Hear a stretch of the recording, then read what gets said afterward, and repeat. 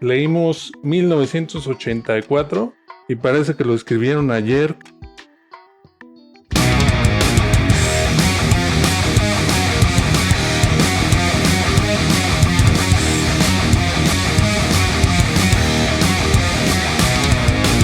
La cita que nos trae el día de hoy es el libro de 1984. Es un libro escrito por George Orwell entre 1947 y 1948, si no estoy mal.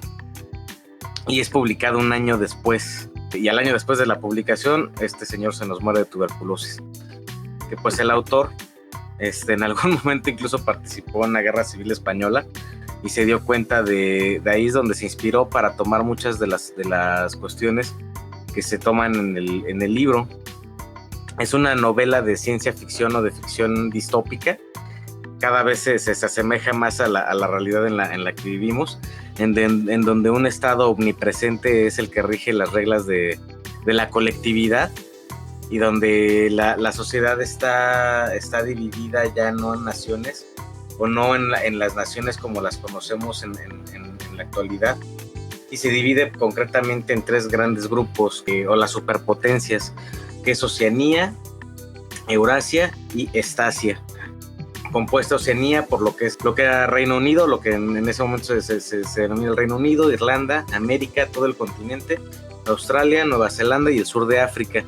Pues está gobernada por lo que es el partido, que es el INSOC, que en el neolenguaje o en la neolengua denominado como socialismo inglés. En Eurasia es el neobolchevismo, conformado por lo que era la Unión Soviética, toda la parte asiática, Europa, excepto Islandia, Reino Unido e Irlanda, que pertenecen a Oceanía, y Estasia, compuesta por los países de China, Japón y Corea. Ajá. La historia se concentra concretamente en lo que se conocía como la región de Londres o la Franja Aérea 1.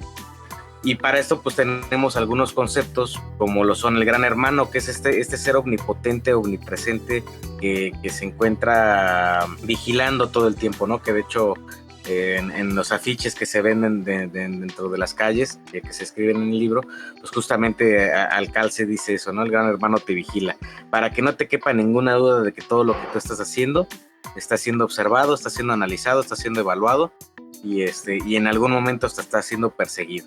Otra parte que es como el contrapeso, pues es el concepto de la hermandad, ¿no? Como este grupo disidente que forma una especie de resistencia. El doble pensamiento, que es otro de los conceptos, de tener un concepto que es claro, que está bien descrito por la realidad, pero al mismo tiempo poderlo entender de una manera completamente contraria, y que eso nos lleve a que en ningún punto haya una certeza de lo que se está viendo, de lo que se está pensando. La neolengua o este nuevo lenguaje se ocupa como para reducir las palabras y en apariencia ser un lenguaje más simple, pero que en la práctica pues realmente es como para hacer a la banda más tarada, ¿no? En el libro, no. Es ficción. Es ficción, exactamente. Hay quien dice que, siendo 1984 la última novela de George Orwell, ellos ven, por ejemplo, como tú referiste, un estado, ¿no? Un estado totalitario, pero en realidad esto es ya más que un estado, es decir, el estado ya como concepto o nación, surgido, por ejemplo, de las revoluciones del siglo XIX, donde surgen los grandes estados nacionales, ya se pierde. Hay una especie como de un conglomerado, una élite oligárquica que es la que está realmente gobernando. Y es como dices tú, el partido interior, y realmente el partido lo que hace es controlarse a sí mismo, porque con que mantenga su estabilidad puede mantener, digamos, no le importa realmente a los demás, porque no conoce nada. El chiste es mantenerlos en la ignorancia, ¿no? Justamente los lemas del partido interior de la guerra es paz, la libertad es esclavitud, la ignorancia es fuerza, que son conceptos que aparentemente serían como antagónicos, pero que los terminan amalgamando en una idea que, aunque sea contraria, la tienes que creer y se fregó. O sea, no hay una posibilidad de que de que lo cuestiones, es más, de que siquiera puedas pensar en quererlo cuestionar, porque ya estaríamos hablando de otro concepto también bien interesante, del criminal. Y conceptos como la vaporización, los 2 minutos de odio, la semana del odio, o sea, son cuestiones que por lo menos para mí resaltaron mucho, más allá de la trama principal, que siento yo que nada más fue como el puro hilo conductor para retratar una sociedad en donde lo que decías justamente, no creo que Orwell estaba tratando de prevenir en la época dorada de los totalitarismos, que fue a mediados del siglo XX, fue como de pónganse abusados porque va a llegar un punto en el que la sociedad va a ser así o ya es así y obsérvenlo aquí. Y que ya le tocó ver cómo durante las revoluciones, la Guerra Civil Española, cómo se tergiversaba las noticias y cómo había batallas que nunca habían existido y batallas que existieron nunca se reportaron.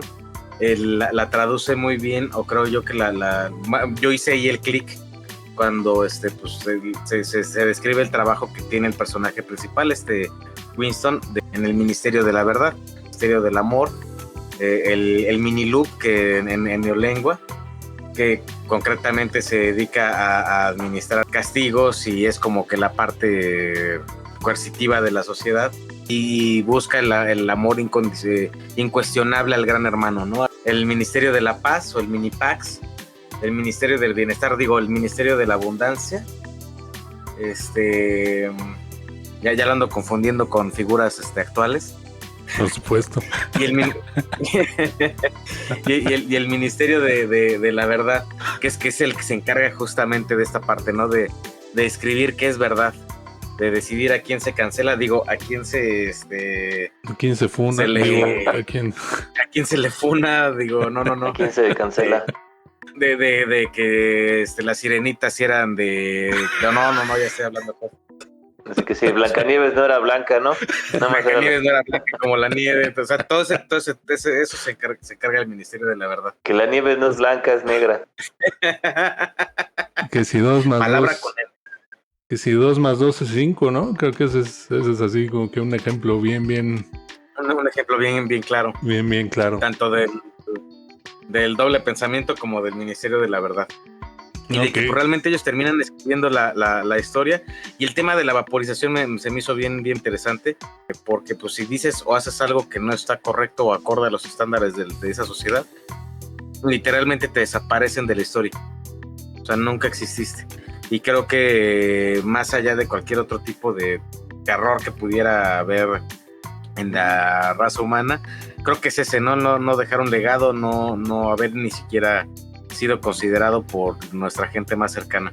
Libros como o relacionados con pues creo que los más conocidos y los más clásicos, que igual también convendría que si se animan a leer se avienten estos otros, que es como es el de Un Mundo Feliz de Aldous Huxley, que también es una cuestión ahí más o menos similar. Fahrenheit 451 de Ray Bradbury. Yo el Gran Hermano lo puedo comparar con el tema de las redes sociales, sin que nos obliguen a ello. Son plataformas que tienen nuestros datos, que se los dimos de manera voluntaria. Pueden casi que identificar cómo pensamos, qué pensamos, cómo actuamos, a dónde vamos, qué nos gusta, qué no nos gusta, qué nos puede gustar, incluso hasta moldear nuestra forma de pensar, en el sentido de que pues las ideas que tenemos si son realmente nuestras o ya fueron implantadas a través de lo que consumimos dentro de estas plataformas. El doble pensamiento, pues creo que también lo que decía ahorita Beto, ¿no? El 2 más 2 son 5. El tenernos que ajustar a una narrativa o una de la sociedad completamente alejada de la realidad observable y de las cuestiones fácticas que podemos ver en nuestro entorno, en nuestro contexto, simplemente porque alguien quiere que pensemos de una manera, ¿no? El neolenguaje, pues compañeros, ¿qué les puedo decir? O sea, creo que es muy claro, ¿no? El que entendió. La vigilancia, pues sí, los dispositivos digitales. O sea, ahorita pues tenemos constantemente un aparato que nos está escuchando, que nos puede estar viendo, que está recabando información todo el tiempo y que ni siquiera sabemos con qué lo estamos alimentando, qué tipo de información estamos proveyendo, ¿no? La vaporización, pues lo que hablábamos, ¿no? La cancelación, o el juicio social previo, lejos de un juicio estandarizado en un tribunal, ¿no? Ya directamente a través de todas estas herramientas que ya hemos mencionado, pues el que te den un enemigo al que odiar, algo con que liberar esa tensión. Y pues que en este caso pues también es un enemigo público cada semana, ¿no? Que si es Trump, que si es el cuate ¿cómo se llama? Adrián Marcelo, que si es o sea, cada semana hay alguien nuevo a quien odiar. Y creo que de esa manera nos canalicen. Es un retrato de nuestra sociedad actual. Él nos trató de advertir desde hace 80 años. Y no de advertir de que pueden prevenirlo, sino más bien ya pongan una solución a un problema que ya existe. No lo dejen crecer. Y pues senos aquí, no le hicimos caso. Mira, es que es el tema con las grandes verdades cuando se dicen de manera tan encriptada, pienso yo. Porque se pueden perder, el mensaje a veces no es claro, ¿no?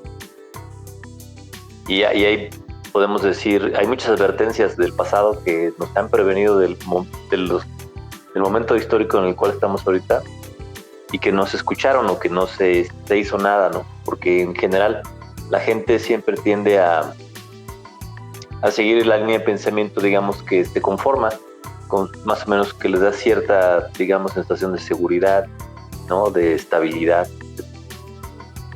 Entonces, lo que dijiste, por ejemplo, ¿no? El neolenguaje, ¿no? Este neolenguaje donde empiezan a decirte, a enseñarte hasta utilizar qué tipo de lenguaje puedes o no puedes utilizar. Como un método de control, ¿eh? Una persona que tiene un lenguaje limitado normalmente es más fácil de manipular. Porque podría entender cualquier cosa, ¿no? Es decir, incluso por ahí esta frase no es de Beto, pero se lo escuché decir alguna vez. Digamos, una muestra de nuestra inteligencia es nuestra capacidad para dominar el lenguaje. Y el punto más alto de evolución es donde podemos comunicarnos a través de un código, ¿no? Hacemos vibrar el sonido de cierta manera y nos podemos entender, y hemos generado una cantidad enorme de códigos que nos da una cantidad enorme también de lenguajes y por lo tanto de formas de pensar. No es lo mismo pensar en inglés que pensar en español o en chino o en ruso o en japonés. Es el hecho de que no sé si les haya pasado, pero últimamente he utilizado algunos motores de búsqueda para buscar cierta información y aparece bien sesgadota. Así bien, es esto, nada más es esto, no te salgas de acá. Estaba buscando yo, por ejemplo, para una clase de filosofía, la definición de teurgia. Entonces empieza a decir, no, bueno, los griegos, Plotinio y no sé quién más, fueron los que inventaron la teurgia. Hombre, la teurgia existe desde la época de las cavernas, ¿no? Como magia ceremonial. Bueno, entonces te das dando cuenta cómo quien controla el lenguaje, quien controla la información, quien controla la historia, te pueden hacer creer una cantidad de cosas tremendas. No es nuevo, O sea, tampoco es algo que empezó a ver George Orwell. Digo, si tú estudias el pasado, usualmente así pasa. Cuando llega una cultura, vamos a decir, más avanzada y domina la otra, tiende normalmente a tratar de destruir la base cultural de la sociedad, a dominar, precisamente para poderla dominar más fácil, ¿no? Introducir nuevos valores que le permitan controlar más fácilmente. Religión, valores políticos, valores económicos, valores, creencias, etcétera, ¿no? Uno pudiese pensar que George Orwell es un crítico, ¿no? del socialismo, de tal, pero en realidad lo que él critica es el totalitarismo. Así es. ¿No? Estas formas únicas de pensamiento, solamente si piensas así, está bien. Él siempre decirte hay una guerra, concretamente siempre vamos a estar en guerra o en conflicto con otra sociedad, con un método de control. Si te fijas, para muestra a nuestros vecinos del norte, eso es una sociedad bastante neurótica, porque siempre hay un enemigo. Siempre hay los que están al otro lado del océano, los que están al otro lado del río Bravo, los que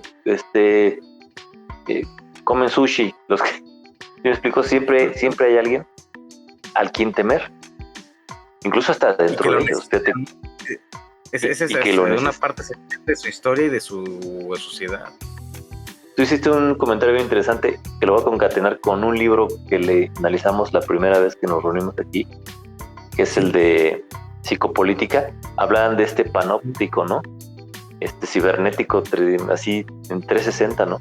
Al cual, como bien dijiste, le entregamos nuestros datos, nuestra información, nuestros gustos, nuestras fobias. No solamente pueden predecir lo que pensamos, sino que nos pueden hasta decir qué pensar. Y reaccionamos. Ah, sí, maldito desgraciado. Y empezamos a decir cosas. Nos presentan algo que nos es. Y ni cuenta nos damos. Hasta nos da gusto, ¿no? Estamos ahí. Sí. Hasta nuestros hábitos alimenticios, ¿no? De consumo, creencias, valores. Y así nos podemos seguir, ¿no?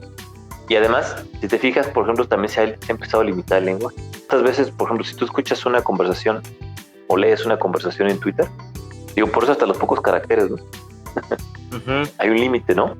No te puedes explayar. No puedes jugar con el lenguaje para hacerlo. Porque hacer eso, pues es transgresor, ¿no? En el libro, por ejemplo, llegan al punto donde hasta las relaciones amorosas o sexuales se limitan, ¿no? Solamente para la reproducción. Porque eso también es una manera, vamos a decir, de rebelarte, ¿no? Ante un sistema, un estado de cosas que, digamos, si tú tienes una manera de autoliberarte, no necesitas entonces, por ejemplo, los días del odio, ¿no? O la semana del odio, ¿no? Lo que presentan en el libro, ¿no? Que es una catarsis. En realidad es eso. Te presentan un estímulo psicológico, psíquico, y ahí te descargas, ¿no? Y haces catarsis. Pero no lo haces de una manera tal que empieces a relacionarte con el otro. Por eso en el libro dicen, Winston iba ahí, era el que andaba ahí quemando cualquier verdad que contradijera la verdad impuesta por el partido, vamos a tacharla, vamos a eliminarla, ¿no? El hecho de que te cancelaran. No hemos visto, por ejemplo, casos donde dijeron, acaban de cancelar a la escritora de El Señor de los Anillos porque dijo tal cosa.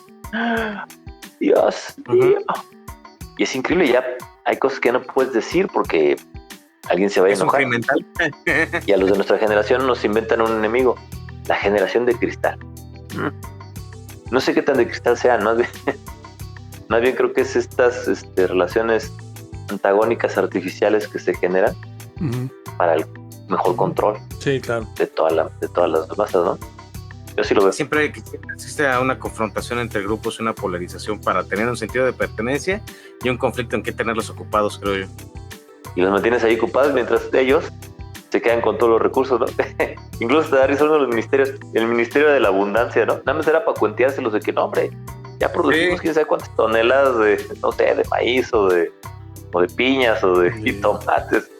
Y estaban todos hambreados, ¿no? Todos flacos, güey. El Ministerio del Bien, digo, de la Abundancia.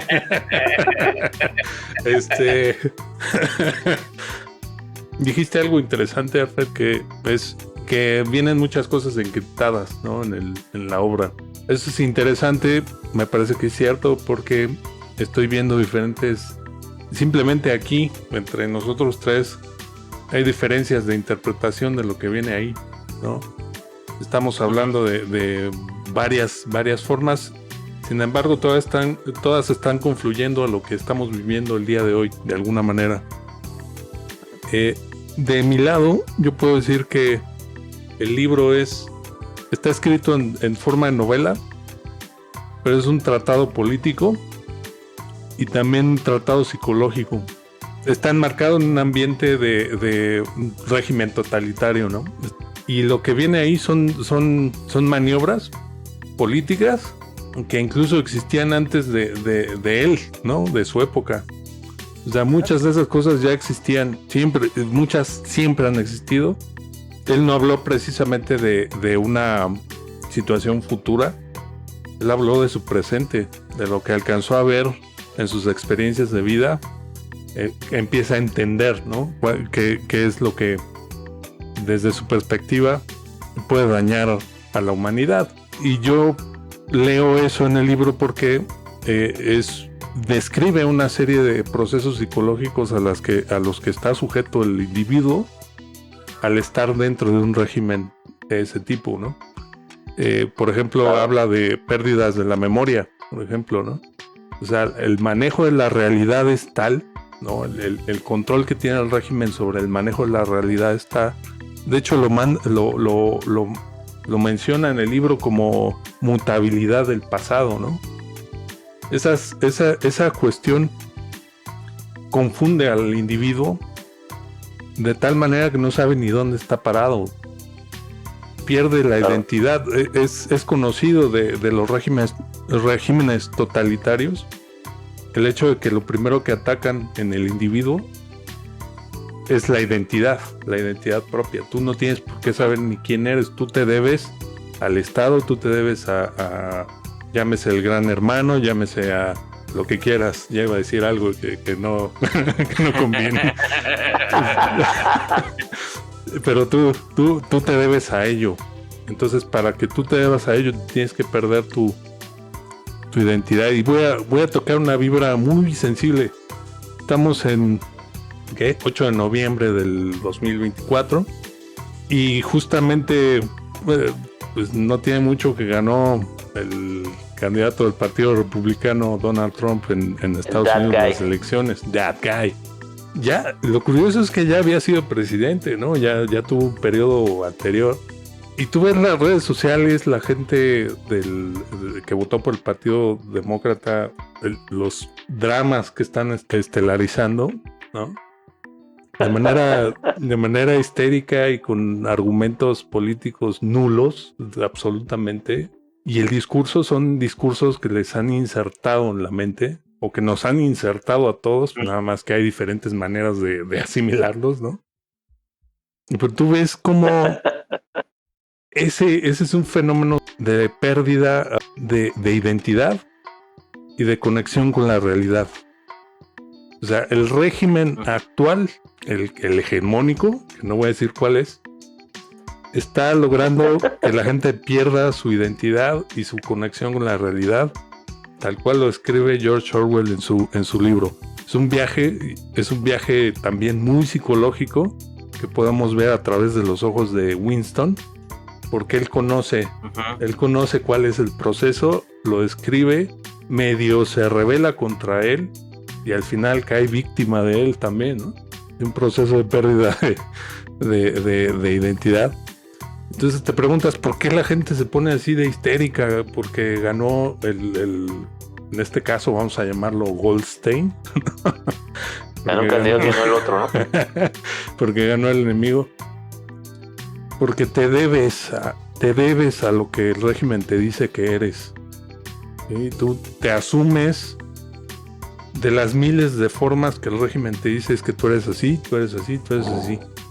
Y cuando ese régimen se tambalea, la neolengua de la que hablábamos hace rato, ¿no? Todos estos eufemismos que maneja el régimen hegemónico actual, ¿no? Cuando eso se tambalea, el individuo no sabe quién es, ni dónde está parado, y se vuelven locos. Es lo que estamos viendo, una histeria colectiva, porque están vueltos locos. Les están diciendo que hoy se van a dormir con lo poquito que tienen de dignidad, y mañana se van a despertar sin derechos. O sea, el discurso bien metido en la cabeza, y ahí es donde vemos la efectividad del proceso que George Orwell está describiendo en 1984. O sea, no nada más toca el asunto político, de cuáles son las maniobras políticas, que son súper antiguas, sino también el proceso psicológico al que el individuo está sujeto. Y ahorita que hablas de las maniobras políticas que son muy antiguas y de la psicología del sujeto, que también son maniobras psicológicas de antaño también, pero que simplemente se han ido adaptando época con época y con las medidas o con las tecnologías o los medios que han ido evolucionando, porque creo que ahorita pues es más invasivo que nunca, pero que nosotros le damos la bienvenida, pero también en otras épocas se manejaba la forma de pensar a través de la propaganda y a través de la publicidad, y es aprovechar la ignorancia y explotarla, porque la ignorancia es fuerza, Pero fíjate que dijiste una cosa, a veces nos vamos un poco con la ignorancia pensando en la falta de conocimientos de algún tema en específico, ¿no? Uh-huh. Pero el principal problema es que la ignorancia que no se combate es la de el conocimiento de uno mismo. Por eso, mientras no domines eso, no importa en qué momento de la historia te encuentres, siempre vas a ser presa de la percepción que te estén sembrando. Te voy a poner un ejemplo. Es curioso, pero el Imperio Romano, por ejemplo, por ahí más o menos del año 370 y tantos, hay un concilio, porque bueno, ya hay que hacer, ya son tantos los cristianos que hay que hacer una religión de Estado. Vamos a hacerla. Y el emperador, pues bueno, Constantino venció con el signo de la cruz, por lo tanto ahora es la religión de Estado, ¿no? Y es bajo su mandato, bueno, no de él, sino de uno de sus sucesores, me parece que Teodosio, cuando queman la biblioteca de Alejandría, los cristianos, ¿no? Que eran antes los que habían sido perseguidos, ¿no? Entonces, fíjate cómo incluso, y ninguno de los, yo no escuché, bueno, por lo menos, ni siquiera en los 4 evangelios canónicos, yo nunca vi que Cristo dijera, ya hay que quemar las librerías porque son del diablo. No, así es la verdad. Muchas de las verdades que tenemos nos subyugamos, digamos, a otras entidades o otras personas que nos gobiernan, y pues ahí seguimos siendo presas de eso. Te voy a poner otro ejemplo. Y el Gran Hermano existe en todos lados. Por ejemplo, ahora que pasó en España la desgracia de Valencia, uh-huh. Yo escuchaba, por ejemplo, a Ciro Chayoteira, Ciro Gómez Leiva, diciendo, hombre, cuánta empatía con las víctimas de Valencia. Claro, aparecieron una semana después, claro. No habían declarado zona de emergencia, y la cara, una de las respuestas que dio el rey Felipe, foxiana la respuesta, cuando le están reclamando ahí sus súbditos, dice, pues si quieres me regreso a Madrid. Está grabado. Pero todo es un equilibrio. Si quieres no vengo, me quedo en Madrid. ¿Y por qué se han ido los que tenían que estar aquí? Pues sí. Foxiana. Y los medios de comunicación, vean la empatía del rey. El ministerio, la verdad, diciéndote, vean la empatía cuando el tipo te dijo, pues si quieres me regreso. Al fin que yo no tenía necesidad de venirme a enlodar, nada más vine que sacarme la foto. Yo no soy la señora de la casa. Yo no soy la señora de la casa. Yo no me sé cuánto vale el kilo de tortilla. Las lavadoras de 2 patas a eso. Antes no les dijo a los de Valencia, bueno, organícense en tandas. Como un presidente copetudo, ¿no? Que por eso también se fue a España. Por supuesto. Entonces, sí. Ya te vas dando cuenta cómo y hago la crítica a los medios corporativos de comunicación, porque hay 2 ejemplos clarísimos. Hay un cuate que se llama Seth Rogen, que tiene un podcast que se ha hecho muy famoso, porque la verdad el cuate ha hecho entrevistas a personas de muy buen nivel, y hay una parte donde él saca un video, una recopilación de, por ejemplo, las noticias en Estados Unidos, y la misma noticia repetida n número de veces por una cantidad de, incluso vamos a decir, cadenas televisivas disque antagónicas, ¿no? Fox o ABC, el mismo mensaje. The sharing of biased and false news has become all too common on social media. More alarming, some media without checking facts first. Unfortunately, members of media use their platforms to push their own personal bias and agenda to control exactly what people think. And this is extremely dangerous to our democracy. This is extremely dangerous to our democracy. This is extremely dangerous to our democracy. This is extremely dangerous to our democracy. This is extremely dangerous to our democracy. This is extremely dangerous to our democracy. Así, sí, pues, no, es un peligro textual, o sea, textual. Entonces te das cuenta cómo estos medios corporativos son los que dominan. Y en una entrevista que le hicieron antes de morirse a George Orwell, le preguntó, oiga, y porque había sacado, él mismo fue el que escribió el libro de Rebelión en la Granja. Rebelión en la Granja, sí. Y después saca de 1984 y piensa que parece que es una crítica, ¿no?, a este estado, o al estado nazi, o al estado soviético, ¿no? Pero cuando le preguntan a él, oiga, ¿y usted en qué se basó para escribir eso? Dijo, no, dice, me baso en lo que estoy observando sobre los medios de comunicación. Correcto. Hoy en día. Sí. En eso fue la fuente de inspiración para escribir estas dos novelas. Sobre todo o sea, no dijo, no, fijé que si el Partido Nacional Socialista de los nazis en Alemania o si el Partido bolchevique en la Rusia soviética, no. Dice, estoy viendo el comportamiento de los medios de comunicación en la actualidad. De hecho, ahorita que mencionaban toda esa parte de que es una crítica a los totalitarismos y de que él se considera socialista, yo creo que incluso en gran parte del libro hasta pareciera como un autorretrato. Habla justamente que él va de inicio a España como corresponsal a cubrir la guerra civil española y se da cuenta de toda la manipulación de la información de los medios de comunicación, lo que lo comentas. Entonces, pues a él le tocó ser el Ministerio de la Verdad y le purgó, se convirtió en Winston y empezó a volverse un revolucionario. Claro. Obviamente, pregúntale. Pues, en el libro pues, lo tiene que maximizar para que tenga el impacto que buscaba. Claro. Pero sí, efectivamente, o sea, yo creo que sí él casi se autorretrató ahí en ese. Imagínate. Sí. ¿Y cuál es la narrativa? ¿Cuál es la narrativa? El presidente naranja, de pelos naranja, ese es el malo, ¿no? ¿Por qué dice cosas, no? O sea, porque... Y pues, pero que es el único en la historia de Estados Unidos que no hace... En la historia moderna que no ha tenido una guerra. O sea, por eso es bien interesante estos libros, porque nos plantean entender el pasado, es decir, descubrir la verdad, o sea, qué fue lo que pasó realmente, para entender el presente y proyectar el futuro. Y eso nos da perspectiva, eso es lo que nos ayuda a evitar ser presas de la percepción. Porque mientras siempre seas presa de la percepción, te van a con cualquier caja china, con cualquier pantalla de humo, te van a tener siempre donde ellos quieran, en la confusión total.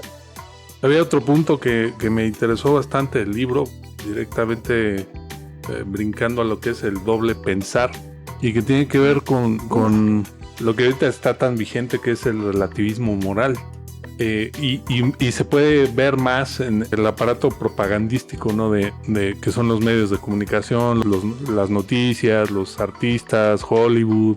Hollywood es uno de los aparatos propagandísticos más poderosos de la actualidad. La historia, ¿no? Mano, deja todo. Podría ser el Ministerio de la Verdad, Hollywood, ¿no? Sí. Básicamente Netflix y todo esto, ¿no? Y ahí es donde podemos ver todas estas películas que han salido de que, bueno, sí es malo, pero bueno, no tan malo porque es víctima del sistema, ya sabes, ¿no? El sistema, pues el sistema, el que nos han pintado como el sistema malo, ¿no? Por eso han salido tantas películas de villanos, ¿no? Por ejemplo, ¿no? Le sacan el lado humano, le sacan el lado bueno y el lado de víctima, ¿no? Son víctimas y por eso son malos. Y eso es un aspecto del relativismo moral que está muy... El discurso muy... de la víctima claro. Está muy cañón, ¿eh? Yo, por poner un ejemplo, porque también trasládalo a otros discursos que andan por ahí, ¿no? Sí. Y eso... Claro. O incluso eso que decías del relativismo moral tiene que ver incluso con lo que hemos visto ahorita de la hipersexualización de los niños. Por supuesto. Esto es básicamente lo que Orwell describe como doble pensar. Eso es. Sí. Y sí. hay un capítulo donde tiene interacción con un miembro del Ministerio de la Verdad, que precisamente le explica cuál es la belleza del doble pensar, ¿no? Y nos da a todos como lectores todos los fundamentos que tenemos que entender sobre el doble pensar, ¿no? Y qué significa, y es relativismo moral, modificarle el color de la piel a la sirenita, todas estas cosas acostumbran a la mente a romper patrones, pero patrones desde la raíz Es una manera de controlar cómo piensas, es control mental, básicamente, ¿no? Y en el libro también viene, en la parte final, un apéndice, ¿no? El apéndice que habla de la neolengua y te da todos los detalles de cómo funciona la neolengua, ¿no? Yo recuerdo haber leído este libro hace años y creo que no lo entendí de la misma manera como lo entiendo el día de hoy, ¿no? No, fíjate que me llevo varias cosas. La primera es que siempre creo que es una advertencia, yo creo, que es útil en todos los tiempos. Y que muchos filósofos y pensadores a lo largo de la historia y de todas las culturas lo han tratado de advertir. Siempre hay que tratar de evitar que nuestras sociedades sean sociedades que tengan un pensamiento único, ¿no? Porque la rigidez, incluso desde el punto de vista individual, es lo que normalmente se lo puede decir cualquier especialista de la salud mental, psicólogos, psiquiatras. Normalmente la falta de flexibilidad en la psique es lo que normalmente te lleva a las enfermedades mentales, ¿no? La excesiva rigidez es lo que te lleva a eso. Y por lo tanto puedes perder tu identidad, etc. Y lo que decíamos, el rescate de nuestra identidad conforme a los valores culturales que tenemos.